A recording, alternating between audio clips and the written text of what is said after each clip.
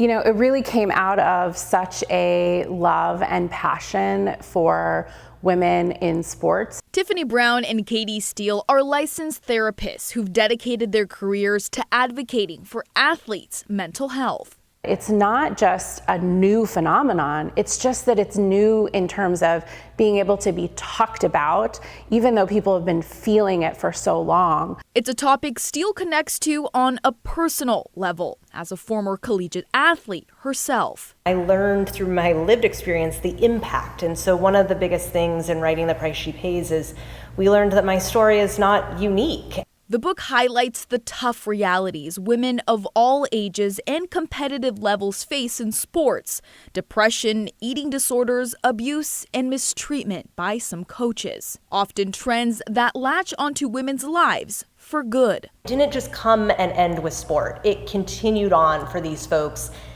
oftentimes for a lot of them their entire life. An NCAA study on college student athletes' well-being found women in sports experienced higher rates of anxiety, mental exhaustion, and body image issues compared to men. We wrote this book with an urgent call to action, knowing that over half of young girls are leaving sport because of their experiences at a young age. To help change that statistic with their investigation findings, the pair highlighted small changes coaches and parents can make to ease the mental impact that comes with competitive sports. We want to see change. This is not a book that we put out into the world to have it sit on a shelf and hope that someone picks it up here and there.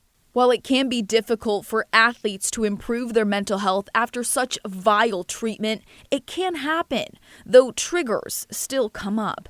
We were in Eugene for the track and field trials, and I had a visceral response. My body took over.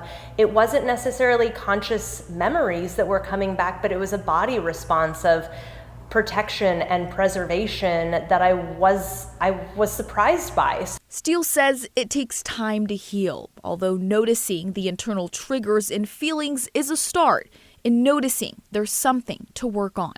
Knowing that the harm that is being done to young girls and women in sport is preventable and changeable, but we all have to be in the conversation together to do that. Daisy Caballero, KGW News.